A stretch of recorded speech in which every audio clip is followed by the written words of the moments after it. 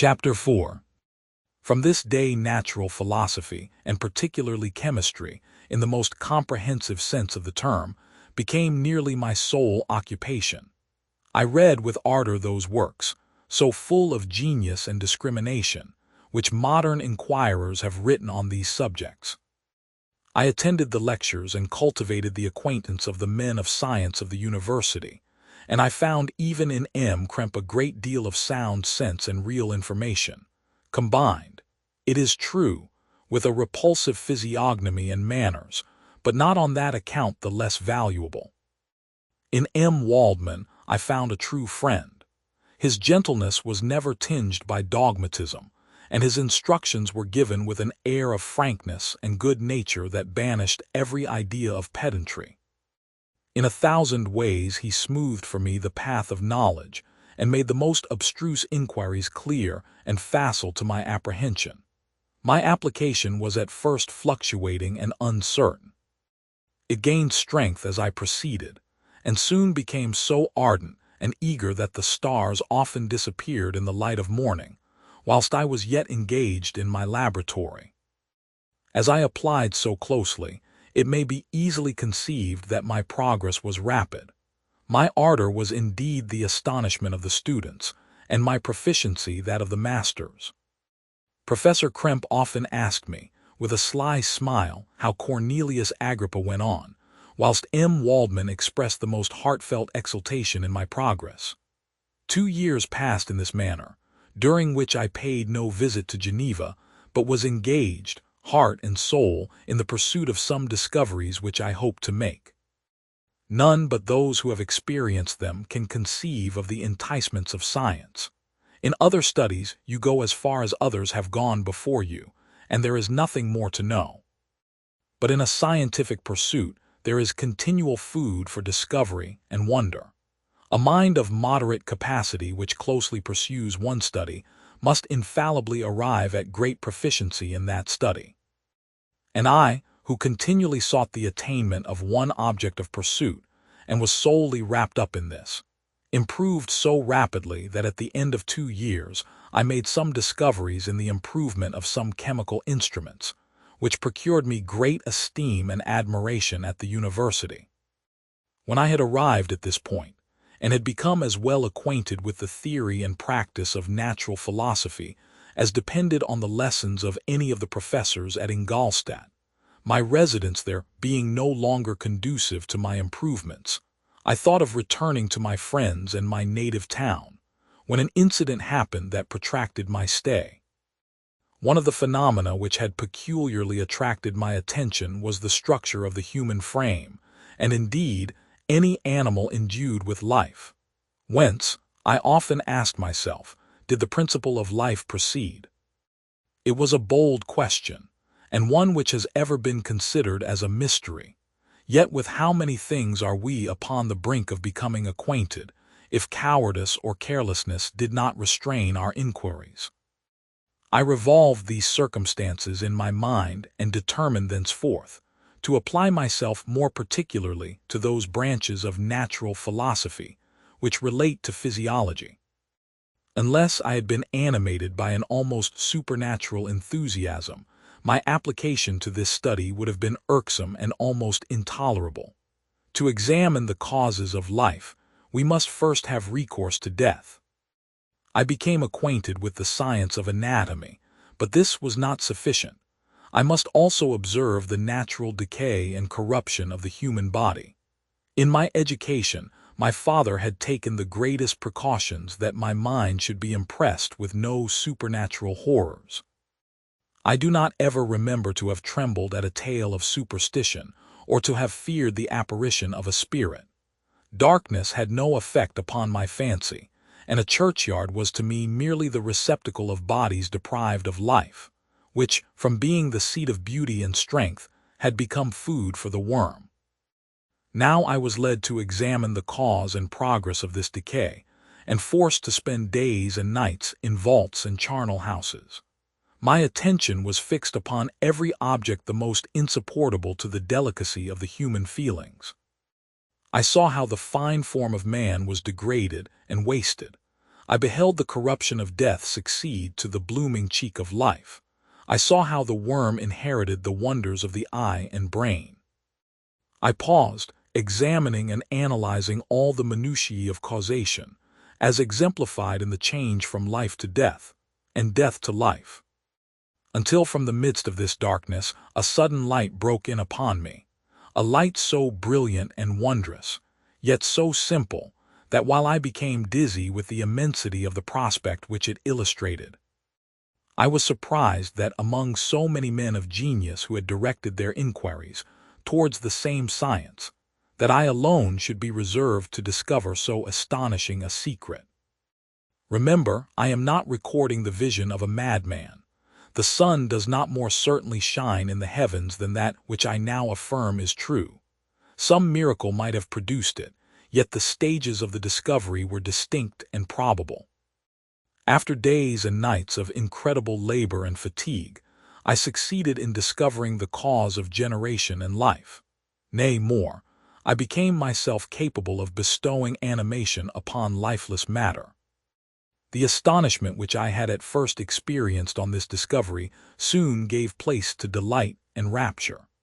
After so much time spent in painful labor, to arrive at once at the summit of my desires was the most gratifying consummation of my toils. But this discovery was so great and overwhelming that all the steps by which I had been progressively led to it were obliterated, and I beheld only the result. What had been the study and desire of the wisest men since the creation of the world was now within my grasp. Not that, like a magic scene, it all opened upon me at once. The information I had obtained was of a nature rather to direct my endeavors so soon as I should point them towards the object of my search than to exhibit that object already accomplished. I was like the Arabian who had been buried with the dead and found a passage to life, aided only by one glimmering and seemingly ineffectual light. I see by your eagerness and the wonder and hope which your eyes express, my friend, that you expect to be informed of the secret with which I am acquainted. That cannot be. Listen patiently until the end of my story, and you will easily perceive why I am reserved upon that subject. I will not lead you on, unguarded and ardent as I then was, to your destruction and infallible misery. Learn from me, if not by my precepts, at least by my example, how dangerous is the acquirement of knowledge, and how much happier that man is who believes his native town to be the world, than he who aspires to become greater than his nature will allow. When I found so astonishing a power placed within my hands, I hesitated a long time concerning the manner in which I should employ it. Although I possessed the capacity of bestowing animation, yet to prepare a frame for the reception of it, with all its intricacies of fibers, muscles, and veins, still remained a work of inconceivable difficulty and labor.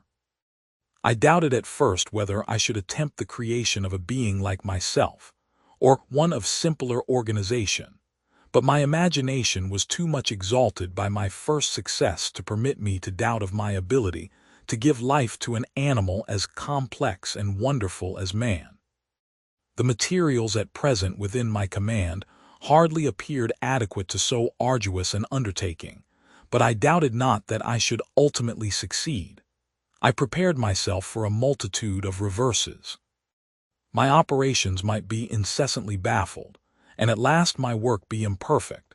Yet when I considered the improvement which every day takes place in science and mechanics, I was encouraged to hope my present attempts would at least lay the foundations of future success. Nor could I consider the magnitude and complexity of my plan as any argument of its impracticability. It was with these feelings that I began the creation of a human being. As the minuteness of the parts formed a great hindrance to my speed, I resolved, contrary to my first intention, to make the being of a gigantic stature, that is to say, about 8 feet in height and proportionably large. After having formed this determination, and having spent some months in successfully collecting and arranging my materials, I began. No one can conceive the variety of feelings which bore me onwards, like a hurricane, in the first enthusiasm of success. Life and death appeared to me ideal bounds, which I should first break through and pour a torrent of light into our dark world. A new species would bless me as its creator and source. Many happy and excellent natures would owe their being to me. No father could claim the gratitude of his child so completely as I should deserve theirs. Pursuing these reflections, I thought that if I could bestow animation upon lifeless matter, I might in process of time, although I now found it impossible, renew life where death had apparently devoted the body to corruption. These thoughts supported my spirits, while I pursued my undertaking with unremitting ardor. My cheek had grown pale with study, and my person had become emaciated with confinement. Sometimes, on the very brink of certainty, I failed. Yet still I clung to the hope which the next day or the next hour might realize. One secret which I alone possessed was the hope to which I had dedicated myself. And the moon gazed on my midnight labors, while, with unrelaxed and breathless eagerness, I pursued nature to her hiding places. Who shall conceive the horrors of my secret toil as I dabbled among the unhallowed damps of the grave, or tortured the living animal to animate the lifeless clay? My limbs now tremble, and my eyes swim with the remembrance. But then a resistless and almost frantic impulse urged me forward. I seemed to have lost all soul or sensation but for this one pursuit. It was indeed but a passing trance, that only made me feel with renewed acuteness so soon as, the unnatural stimulus ceasing to operate, I had returned to my old habits. I collected bones from charnel houses and disturbed, with profane fingers, the tremendous secrets of the human frame. In a solitary chamber, or rather cell, at the top of the house, and separated from all the other apartments by a gallery and staircase, I kept my workshop of filthy creation. My eyeballs were starting from their sockets in attending to the details of my employment. The dissecting room and the slaughterhouse furnished many of my materials, and often did my human nature turn with loathing from my occupation, whilst, still urged on by an eagerness which perpetually increased, I brought my work near to a conclusion. The summer months passed while I was thus engaged, heart and soul, in one pursuit. It was a most beautiful season. Never did the fields bestow a more plentiful harvest or the vines yield a more luxuriant vintage, but my eyes were insensible to the charms of nature. And the same feelings which made me neglect the scenes around me caused me also to forget those friends who were so many miles absent, and whom I had not seen for so long a time. I knew my silence disquieted them, and I well remembered the words of my father. I know that while you are pleased with yourself, you will think of us with affection, and we shall hear regularly from you. You must pardon me if I regard any interruption in your correspondence as a proof that your other duties are equally neglected. I knew well, therefore, what would be my father's feelings, but I could not tear my thoughts from my employment, loathsome in itself, but which had taken an irresistible hold of my imagination. I wished, as it were, to procrastinate all that related to my feelings of affection until the great object, which swallowed up every habit of my nature, should be completed.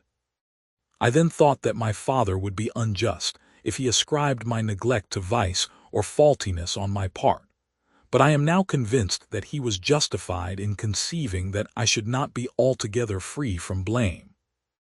A human being in perfection ought always to preserve a calm and peaceful mind, and never to allow passion or a transitory desire to disturb his tranquility. I do not think that the pursuit of knowledge is an exception to this rule.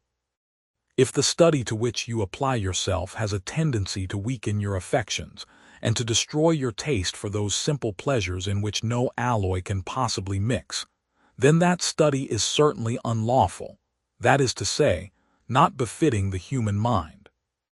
If this rule were always observed, if no man allowed any pursuit whatsoever to interfere with the tranquility of his domestic affections, Greece had not been enslaved, Caesar would have spared his country, America would have been discovered more gradually, and the empires of Mexico and Peru had not been destroyed. But I forget that I am moralizing in the most interesting part of my tale, and your looks remind me to proceed. My father made no reproach in his letters, and only took notice of my silence by inquiring into my occupations more particularly than before. Winter, spring, and summer passed away during my labors, but I did not watch the blossom or the expanding leaves, sights which before always yielded me supreme delight, so deeply was I engrossed in my occupation. The leaves of that year had withered before my work drew near to a close, and now every day showed me more plainly how well I had succeeded. But my enthusiasm was checked by my anxiety, and I appeared rather like one doomed by slavery to toil in the mines, or any other unwholesome trade than an artist occupied by his favorite employment.